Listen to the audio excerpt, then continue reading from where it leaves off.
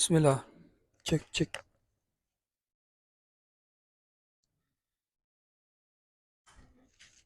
Cek cek cek. Bismillahirrahmanirrahim. Assalamualaikum warahmatullahi wabarakatuh.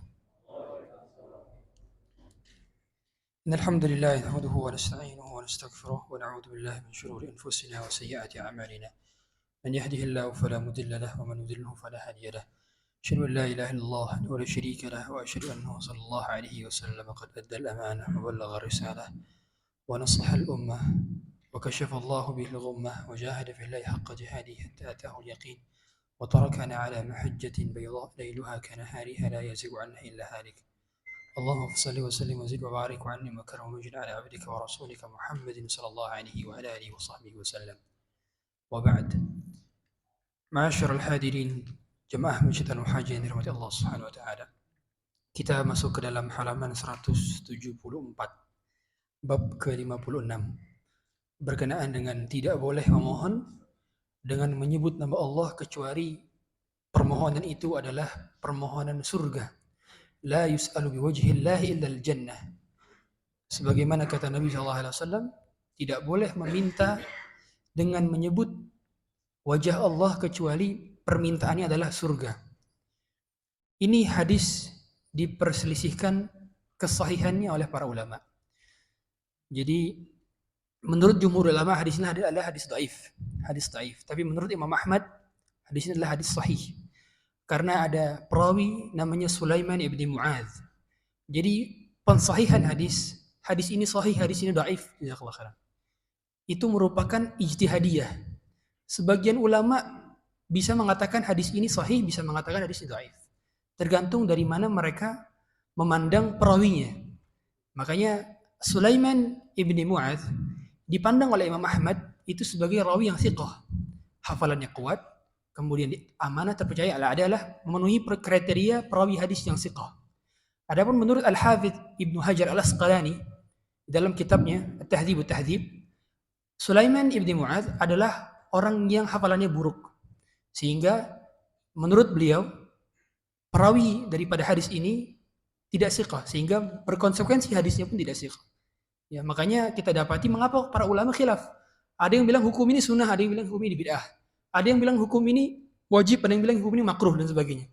Berbeda hukumnya. Salah satunya adalah penetapan kesahihan atau kedhaifan sebuah hadis. Misalkan kunut subuh dalam mazhab Syafi'i sunnah.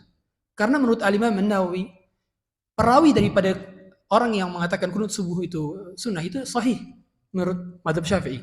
Sebaliknya menurut mazhab Hanafi dhaif karena ada perawi Abu Ja'far Ar-Razi di sana. Ya. Jadi khilafnya seperti itu, termasuk dalam hadis ini. Ya. Jadi tidak menutup kemungkinan bahwa para ulama berselisih terhadap pensahihan sebuah hadis. Tapi maksud daripada ini tidak salah ya. Jadi bab ini benar, hanya saja penukilannya diperselisihkan oleh para ulama mengenai satu hadis. Karena dikuatkan dengan hadis lain, mal'unun man sa'ala biwajhillah. Orang terlaknat siapa yang meminta dengan wajah Allah, tapi permintaan adalah permintaan dunia. Ya. Maksudnya seperti apa? Contoh, ya Allah, aku memohon dengan wajahmu, aku memohon diberikan mobil. Ini permintaan tentang dunia. Ya Allah, aku memohon dengan wajahmu, aku meminta motor, aku minta handphone dan sebagainya. Mengapa tidak boleh? Karena wajah Allah begitu mulia. Tidak pantas disandingkan dengan permintaan dunia yang hina, dunia yang kecil, dunia yang sementara. Tidak pantas. Kita hanya boleh meminta surga. Ada 3. Sebagaimana kata pensyarah daripada berbanyak kitab tauhid. Yang pertama adalah meminta surga. As'aluka biwajhikal karim an yudkhilanil jannah. Ya Allah, aku memohon dengan wajahmu yang mulia untuk memasukkan ke dalam surga. Ini yang pertama. Dimasukkan ke dalam surga. Yang kedua, as'aluka biwajhikal karim an yu'idhani minan nar. Aku memohon dengan wajahmu yang mulia agar tidak memasukkanku ke dalam neraka. Yang ketiga adalah memohon kepada Allah Subhanahu wa taala untuk dihilangkan kemurkaan dan dihilangkan dari bahaya dengan wajah Allah Subhanahu wa taala. Tapi kalau meminta dunia tidak boleh. Ringkasnya seperti itu dalam bab ke-56 ini. Kita masuk ke dalam bab 57. Bab 57 adalah berkenaan dengan tidak bolehnya berkata andai kata, seandainya. Tidak boleh keluar dari perkataan ini bagi seorang yang beriman. Tapi maksudnya seperti apa? Maksudnya adalah kita tidak boleh menyesali sesuatu takdir yang sudah ditetapkan oleh Allah Subhanahu wa taala telah terjadi. Nah, tidak boleh. Jadi makna lau itu kalau dalam bahasa Arab artinya seandainya, andai kata itu memiliki 4 makna. Yang pertama lil imtina. Lil imtina itu adalah suatu hal yang mustahil. Lau kana fihi ma alihatun la fasadata. Sebagaimana kata Allah, apabila di alam semesta ada banyak Tuhan, pasti alam semesta akan rusak. Lau di sini bermakna apabila. Sehingga maksudnya adalah tidak mungkin alam semesta punya banyak Tuhan. Harus ada satu Tuhan yang menguasai, harus ada satu Tuhan yang mengurusi. Tidak boleh berbilang. Kemudian juga maknanya adalah lil haddi. Lil haddi itu maknanya untuk memotivasi. Kalau saja kamu resign, mungkin kamu akan lebih dapat pekerjaan yang lebih baik sekarang. Misalkan seperti itu. Ini maknanya untuk memotivasi orang misalkan. Seandainya kamu berbuat baik, mungkin kamu akan mendapatkan pahala yang banyak. Maksudnya memotivasi, seandainya di sini. Ya, bukan maksudnya adalah menyesali adanya takdir, bukan, beda gitu ya. Kemudian litamani itu untuk berharap. Seandainya begini. Untuk berharap. Ya, itu diperbolehkan. Yang tidak diperbolehkan ada 2. Kata para ulama ada 2, yaitu menyesali adanya takdir. Seandainya tadi saya makan, wah nggak sempet, gitu kan? Seandainya tadi saya begini dan begini, menyesali adanya takdir. Padahal itu sudah takdir dia. Seandainya saya lahir di Eropa misalkan, seandainya saya terlahir dari ibu yang seperti ini, seandainya saya lahir dari keluarga seperti ini, menyesali takdir, nggak boleh. Karena lau taftahu abwab syaitan. Lau itu perkataan seandainya itu banyak membuka pintu-pintu syaitan. Ya. Nah di sini penulis rahimahullah taala menukilkan salah satu ayat, yaquluna law kana lana minal amri syai'un ma qutilna hahuna. Ini adalah perkataannya orang munafik ketika mereka berada di Madinah. Jadi Nabi sallallahu alaihi wasallam ketika datang ke Madinah, pada saat itu tahun kedua Hijriah ada perang Uhud.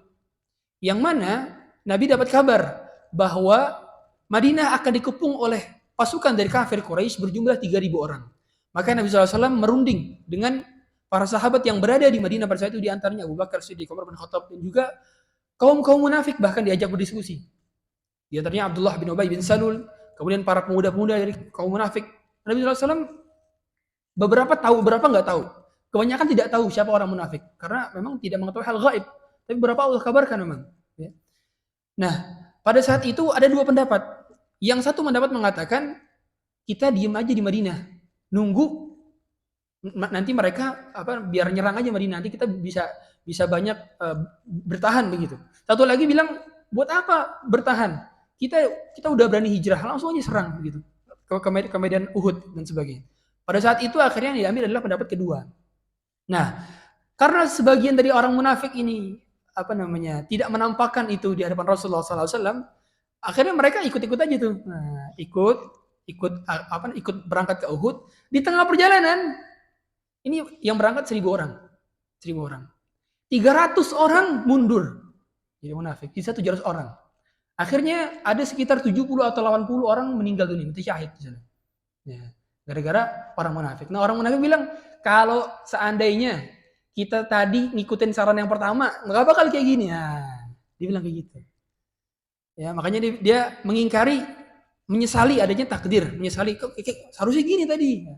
Kalau kita sudah terlanjur melakukan suatu sikap, katakan qadarallahu wa ma syaa fa'al. Allah telah menentukan dan Allah telah berbuat dengan sekehendaknya, kita nggak bisa berbuat apa-apa gitu kan. Kita sudah dipilihkan dan gitu. Kurang lebih seperti itu ayat ini. Kemudian di sini lagi ayat Allah katakan alladzina qalu li ikhwanihim wa qa'adu law ata'una ma qutilu. Qul fadrau an anfusikum law ta'in kuntum shadiqin. Lagi mereka mengatakan kepada orang-orang yang ikut perang, kalau seandainya kalian ikut pendapat kami untuk menunggu saja di Madinah, nggak ikut perang Uhud, pasti akan selamat, nggak akan ada yang meninggal gitu kira-kira. Kalau seandainya ini udah takdir, kok bilang seandainya kan gitu. Makanya di sini Nabi SAW menjelaskan tentang satu hadis, ini hadis yang populer sekali. Jadi hadis ini kalau kata para ulama kunci kesuksesan seseorang di dunia dan akhirat nih, ada hadis ini. Ihris ala ma yanfa'uk Wasta'in billahi wa la ta'jiz. Ada 3 persyaratan agar kita mau sukses dunia akhirat. Yang pertama, ihris ala ma yanfa'u. Yakni adalah bersemangat pada perkara-perkara yang manfaat, ada manfaat di dalamnya. Wasta'in billah, meminta pertolongan kepada Allah, selalu bersandar kepada Allah. Menyandarkan segala perkara kepada Allah. Ketika mulai baca bismillah, ketika selesai baca alhamdulillah. Tidak bergantung kepada diri sendiri, tidak bergantung kepada IQ-nya, tidak bergantung kepada tenaganya, tidak bergantung kepada hartanya, tidak bergantung kepada dompetnya, bahkan tidak bergantung kepada bos atau atasannya. Bergantung semata-mata kepada Allah SWT. Ketika bekerja, ketika melakukan aktivitas, karena diri kita lemah, gitu kan? Wala ta'jiz, tapi jangan malas-malasan. Jangan malas-malasan. Ini 3 perkara, ya. Jadi bersemangat pada hal-hal yang manfaat. Kalau nggak ada manfaatnya tinggalkan. Karena min husni islamil mar'i tarkuhu ma la ya'ni. Di antara tanda muru'ah seseorang adalah meninggalkan perkara yang tidak membawa manfaat bagi dirinya. Ada manfaat nggak? Dihadapkan. Mau ikut ini atau enggak? Nanya dulu, ada manfaatnya nggak bagi dunia dan akhirat saya? Kalau ada, saya ikut. Kalau nggak ada, saya nggak ikut. Begitu ketika beli barang. Adakah manfaat yang bisa saya ambil dari barang ini untuk buat saya ke akhirat? Nanya dulu manfaatnya apa. Gitu kan? Wa in asabaka syai' fala taqul law anni fa'altu kada wa kada wa kada. Ketika sudah mendapatkan satu musibah, jangan dikatakan, kalau misalkan pergi, kemudian ternyata tabrakan. Kalau hari ini nggak berangkat aja, pasti nggak bakal tabrakan nih. Nah, ini diantara bentuk lafaz-lafaz kesyirikan tanpa disadari. Ya. Nggak boleh. Ketika terkena musibah langsung katakan qadarallahu wa ma syaa. Allah telah menentukan, kita hanya menerima saja. Nah, gitu ya. Walakin qul qadarallahu ma syaa fa'al. Fa inna law taftahu 'amal syaitan, karena perkataan seandainya itu membuka pintu syaitan. Nanti syaitan menjadikan kita tidak lapang dada dengan qadar Allah, dengan takdir yang Allah berikan kepada kita. Sehingga jatuhnya nanti kita malas beribadah dan tidak fokus terhadap apa yang di depan kita. Karena orang kalau sudah menyesal, itu pengennya flashback terus. Gak fokus dengan apa yang di depannya, padahal depan banyak yang harus tulisnya banyak. 1, 2, 3, 4, 5. Tapi gara-gara seandainya, kayak gini, nggak beres-beres ke depannya. Akhirnya nggak jalan-jalan kan? Gara-gara mikirin yang belakang terus. Ya. Maka seorang yang sudah bertauhid, dia fokus ke depannya. Apa yang sudah di depan, sudah lakukan. Misalkan rumah kebakaran. Nggak usah dipikir, kalau tadi saja nggak ngematiin kompor, kalau tadi nih, udah cukup. Diam. Qadarallahu ma syafa'al. Solusi cari. Nah. Jadi seorang yang beriman, ketika dapat masalah, yang pertama kali dicari adalah solusi. Gimana nih cara solusi? Gimana solusinya? Pertama, bertakwa. Solusinya dari takwa dulu tingkatin takwa, baru setelah itu cari asbab, akhdul asbab, mencari sebab, cari option B, option B, option C, D dan sebagainya, gitu ya. Kemudian lanjut kita ke halaman 177, bab ke-58, larangan mencaci maki angin. Ini kaitannya sama dengan larangan mencaci maki waktu, larangan mencaci maki hujan. Di sini juga penulis menuliskan larangan mencaci angin. Karena ada hadis ya, la tasubbur rih fa idza ra'aitum ma takrahun faqulu Allahumma inni as'aluka khaira hadhihi ar-rih wa khaira ma fiha wa khaira ma ursilat wa a'udzu bika min syarri hadhihi ar-rih wa khaira ma fiha wa syarri ma fiha wa syarri ma ursilat bih wa syarri ma umirat bih, ya. Jadi ketika kita melihat angin atau merasakan angin yang angin itu membahayakan kita, maka kita berdoa dengan doa ini, ya. Jadi udara dan angin ini merupakan anugerah yang Allah berikan kepada kita. Begitu. Makanya Allah katakan wa arsalna riyaha lawaqih dalam surat Al-Hijr. Allah katakan Allah telah menjadikan angin itu sebagai bentuk untuk mengkawinkan serbuk sari dengan putiknya. Ya. Jadi bagaimana tumbuhan itu bisa tumbuh? Salah satunya adalah dengan angin. Kalau nggak ada angin, serbuk sari tidak dapat mengkawinkan putiknya. Dan kita tidak bisa melihat adanya bunga-bunga sekarang. Itu yang pertama. Allah katakan. Kemudian Allah katakan lagi, wa arsalna riyaha bushran baina yaday rahmatih. Dan kami telah mengutus angin sebagai tanda bahwa nanti akan ada hujan. Bushran. Bushran. Di sini Allah katakan hujan dengan sebutan bushra. Kabar gembira. Artinya hujan itu bawa berkah. Ya. Hukum asalnya. Tapi bagi PM mungkin stres juga kalau hujan di sini terus, ya. Jadi itu sebagai tanda adanya hujan, adanya hujan gitu kan, angin itu. Kemudian juga angin ini juga ditaklukkan untuk Nabi Sulaiman. Fasakharna lahu riha tajri bi amrihi rukha'an haitsu asab. Dan kami telah menundukkan angin tersebut sehingga dia tunduk kepada Nabi Sulaiman dan dia mengikuti kehendak daripada Sulaiman. Ini khusus Nabi Sulaiman. Mengapa Nabi Sulaiman bisa dapat kemuliaan seperti ini? Karena dia berdoa, Rabbi habli mulkan la yanbaghi li ahadin min ba'di. Allah berikan aku kerajaan, kekuatan, kekuasaan yang tidak ada setelahku lagi. Nah, luar biasa doanya ya. Kemudian angin juga memporak-porandakan kaum Ad. Kaum Ad. Kaum Ad itu adalah orang yang diutus untuk kaum yang mana nabinya adalah Nabi Hud. Nabi Hud. Mereka pada saat itu diporak-porandakan semuanya, bahkan mereka itu lebih dari tornado mungkin ya. Diputar-putar ke atas langsung jatuh ke bawah lagi. Sebagaimana kata Allah SWT dalam surat Al-Ahzab, ya ayyuhalladzina amanu dzkuru ni'matallahi 'alaikum wa junudun fa arsalna 'alaihim rihan wa junudan lam tarawha. Dan kami utus berupa tentara. Jadi Allah sebut angin ini dengan sebutan tentara. Tentara yang kalian tak dapat lihat. Makanya angin dan udara adalah satu zat yang kita tidak bisa melihatnya tapi kita bisa merasakannya. Angin dan udara ini hanya ada di atmosfer bumi. Kalau kita ke Mars, di sana mayoritas adalah karbon dioksida. Kita tidak bisa hidup di sana. Tapi Allah dengan kuasanya menjadikan udara, oksigen ada di bumi. Dan dengan inilah kita bisa bernafas. Makhluk hidup bisa bernafas. Bahkan kita bisa mendengarkan suara dan bisa bersuara sebab daripada adanya udara. Karena udara merupakan gelombang daripada, dia media gelombang daripada suara. Ya. Subhanallah juga udara merupakan salah satu cara bagaimana burung bisa terbang. Kalau nggak ada udara, burung nggak bisa terbang. Jadi kalau kita ke Mars, kita nggak bisa dengar suara kita sama lain. Nggak bisa. Karena salah satu medium daripada gelombang suara itu adalah udara. Nah, luar biasanya udara dan angin. Makanya kita secara mutlak nggak boleh mencela angin. Aduh, gara-gara angin ini jadi jatuhan semua. Enggak.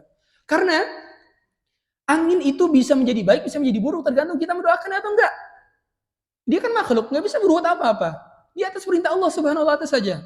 Angin yang pada saat itu memporak-porandakan kaum musyrikin ketika mereka mengepung kaum muslimin di Madinah, perang Khandaq pada saat itu, angin itu memporak-porandakan kaum musyrikin. Dan yang menjadikan angin-angin sepoi-sepoi untuk kaum Madinah sama anginnya. Tapi khusus untuk mereka diluluh-lantahkan tenda-tenda mereka. Sedangkan untuk kaum orang-orang di Madinah pada situ dapat angin sepoi-sepoi. Sama angin yang padahal. Nah, begitu pula hujan. Hujan yang pada saat itu didapati oleh orang-orang kaum muslimin ketika perang Badar itu sama dengan hujan yang turun untuk kaum musyrikin. Tapi hujan yang untuk kaum musyrikin itu meluluh-lantahkan pasukan mereka sehingga mereka bubar. Sedangkan hujan untuk kaum muslimin cuma rintik-rintik doang. Jadi Allah Subhanahu wa Ta'ala itu memilih, ya. Karena termasuk daripada angin adalah dia menentukan awan. Kita mungkin tidak bisa merasakan adanya hujan apabila nggak ada angin. Karena angin itu yang membentuk awan, ya kan? Kalau kita belajar fisika, awan itu berkumpul, bergelumur, kemudian barulah setelah itu berjalan dan dia mengeluarkan air hujannya di tempat-tempat yang Allah kehendaki. Itu hasil daripada angin. Ya, jadi kita tidak boleh mencela angin. Kemudian di sini kita lanjut ke dalam bab ke-59, larangan berprasangka buruk terhadap Allah Subhanahu wa Ta'ala. Jadi kita tidak boleh berprasangka buruk terhadap Allah Subhanahu wa Ta'ala. Yadhunnuna billahi ghairal haqqi dhanna al-jahiliyah yaquluna hal lana min amri min syai'. Qul innal amra kullahu lillah. Lagi-lagi orang yang biasanya berprasangka buruk kepada Allah adalah orang-orang munafik. Di sini Allah lagi katakan perkataan orang-orang munafik. Kalau seandainya enggak gini. Jadi orang yang berprasangka buruk kepada Allah Subhanahu wa Ta'ala adalah pertama, dia tidak meyakini adanya hikmah dari setiap hal yang Allah tentukan kepadanya. Contoh misalkan, dia dapat masalah, ya, tapi dia nggak yakin kalau ada hikmah di balik masalah itu. Ini diantara orang yang berprasangka buruk. Kemudian juga orang yang berprasangka buruk adalah orang yang tidak yakin bahwa Allah akan memberikan dia pahala dari setiap permasalahan yang dilaluinya dengan sabar. Ini diantara orang yang berprasangka buruk. Ya, Ibnu Al-Qayyim di dalam kitab Zadul Ma'ad itu menuliskan 13 poin berkenaan dengan orang-orang yang berprasangka buruk kepada Allah Subhanahu wa taala. Kemudian di sini Allah katakan, "Wa yu'adzibal munafiqina wal munafiqati wal musyrikina wal musyrikati dhannina billahi dhannas saw." Akan diazab orang-orang munafik dari kalangan laki-laki dan kalangan perempuan, orang musyrik kalangan laki-laki dan perempuan yang mana mereka berprasangka buruk terhadap Allah. Alaihim dairatus saw. Wa ghadiballahu alaihim wa la'anahum wa 'adda lahum jahannam wa sa'at masyara. Mereka akan diazab di neraka jahanam. Nah, Ibnu Qayyim menerangkan bahwa di sini orang yang berprasangka buruk dengan Allah, yang pertama adalah dia meyakini bahwa kaum muslimin itu akan kalah.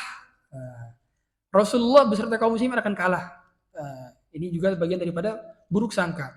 Atau dia meyakini bahwa kebatilan, kesyirikan, hal-hal yang dilarang dalam agama ini akan menang. Ini juga termasuk ke dalam prasangka buruk kepada Allah. Jadi yang harus kita yakini bahwa kebenaran itu pasti akan selalu menang. Sedangkan kebatilan pasti akan selalu salah. Nah, gitu ya. Wa zahiqal batil, innal batila kana zahuqa. Sesungguhnya kebatilan pasti akan dihancurkan oleh Allah Subhanahu wa taala. Nah, di antara orang yang berprasangka buruk, mengapa? Karena dia tidak yakin dari kesempurnaan Allah Subhanahu wa taala. Jadi cara kita menghindari perprasangkaan buruk kita kepada Allah Subhanahu wa taala adalah kita meyakini kesempurnaan Allah Subhanahu wa taala dalam setiap tindakannya, dalam setiap sifatnya, dalam setiap perilakunya, dalam setiap takdirnya, dalam setiap qadanya. Apapun yang Allah lakukan sudah pasti sempurna. Allah Subhanahu wa taala memiliki nama Al-Hakim, yang artinya Maha Bijaksana. Artinya tidak mungkin Allah Subhanahu wa taala bertindak tanpa ada tujuan, tanpa ada kemaslahatan, tanpa ada suatu hal yang ingin dicapai. Tidak mungkin, mustahil. Pasti Allah Subhanahu wa taala ketika melakukan sesuatu ada hikmah di balik itu semua. Makanya terkadang kita misalkan sekarang kita sering mengatakan, "Oh iya, benar juga ya. Memang jalur hidupnya seperti ini. Coba kalau nggak begini." Nah, mungkin saya nggak bisa kayak gini sekarang. Baru tahu sekarang hikmahnya. Baru bilang, "Oh iya. Oh iya, benar juga. Oh iya, ternyata begini maunya Allah. Oh iya." Setelah dilalui baru tahu. Ya, makanya layaknya kita misalkan punya anak umur 4 tahun. Kita mau anaknya disunat nih. Kita katakan kepada dia, "Nah, sunat itu dapat bagus untuk kesehatan. Sunat itu adalah sunnah dan syariat." Nggak masuk akal bagi dia, nggak make sense. Tapi begitu kita kasih, "Nah, sunat gak? Nanti ayah beliin sepeda baru." Langsung mau dia. Karena otaknya baru nyampe sampai situ. Begitu pula kita banyak hal-hal yang mungkin kita nggak mampu, otak kita nggak sampai. Kenapa Allah takdirin kita seperti ini? Belum sampai otak kita, baru nanti di akhir tahu, oh begini ternyata hikmahnya. Makanya kata ulama, seandainya tabir-tabir daripada rahasia-rahasia takdir kita dibuka, kita tahu nih semua nih, 10 tahun ke depan, 50 tahun ke depan kita seperti apa, dibuka nih, kita tahu pilihan kita nih, niscaya kita tidak akan mau memilih kecuali apa yang telah Allah gariskan dan apa yang telah Allah pilihkan untuk kita. Karena semua pilihan Allah adalah baik dan yang paling baik untuk kita. Nah, luar biasanya orang beriman, dia selalu senang dan tenang dengan apa yang Allah pilihkan untuk dia. Makanya saya sering ulang-ulangi perkataan Ali bin Abi Thalib.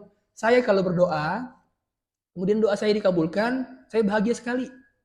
Tapi kalau saya berdoa, doa saya nggak dikabulkan, maka saya bahagia 10 kali. Loh kok bisa? Karena doa saya yang pertama, ketika dia kabulkan, itu yang dikabulkan adalah permintaan saya. Artinya pilihan saya itu yang dikabulkan. Sedangkan ketika doa saya tidak dikabulkan, berarti Allah yang milih untuk saya. Makanya saya lebih bahagia ketika pilihan Allah ada pada saya dibandingkan pilihan saya yang dikabulkan. Wah, luar biasa kan? Nggak pernah ada kata sedih, karena semuanya bahagia. Makanya kalau ada orang stres, tandanya tidak ada keimanan. Kok bisa stres orang semua pilihan bagus kok? Gitu. Nah, ya, sama seperti ada seorang dokter. Dokter itu kalau ngasih resep ke kita, mungkin dokter nggak ngejelasin khasiat daripada resep ini untuk apa. Bahkan mungkin dokter nggak ngejelasin apa nama obatnya. Tapi kenapa kita mau nebus obat tersebut? Bahkan kita mau mengkonsumsinya begitu saja tanpa bertanya lebih lanjut. Kenapa? Karena kita yakin dengan keahlian dan kepakaran daripada si dokter tersebut. Kita yakin, gitu kan? Dan kita juga yakin bahwa kalau kita pun nanya, kita belum tentu paham dengan penjelasan dokternya. Nah, ini baru makhluk yang tercipta dalam keadaan tidak tahu, apalagi Allah Subhanahu wa taala yang maha sempurna, maha mulia, maha bijaksana. Banyak hal-hal yang kita nggak tahu, tapi kita harus yakin bahwa pasti ada hikmahnya. Pasti ada hikmahnya. Yakin saja. Meskipun sekarang belum ketahuan hikmahnya, misalkan Anda sekarang berada di posisi sekarang di Pama Asmi. Kenapa saya nggak di KPC saja? Kenapa saya nggak di misalkan di Palembang aja? Kenapa saya nggak di set lain? Belum tahu hikmahnya nih. Nah, tapi harus yakin ada hikmahnya pasti. Karena Allah yang pilihkan. Gitu. Ya. Jadi harus yakin itu diantara tanda seorang yang sempurna tauhidnya. Makanya di sini dituliskan fa in tanju minha tanju min dhi azimah wa illa fa inni la akhaluka najiyan. Jika Anda bebas dari hal tersebut, selamatlah Anda dari malapetaka besar. Tapi bila tidak, sungguh kukira bahwa Anda akan selamat. Maksudnya adalah seorang yang mana dia percaya bahwa ada hikmah, pasti dia akan selamat di dunia dan di akhirat. Demikian dari kami sampaikan. Ada pertanyaan? Tidak ada? Kami tutup dengan kafaratul majlis. Subhanakallahumma bihamdik. Asyhadu an la ilaha illa anta astaghfiruka wa atubu ilaik. Assalamualaikum warahmatullahi wabarakatuh. Silakan snacknya Pak ya.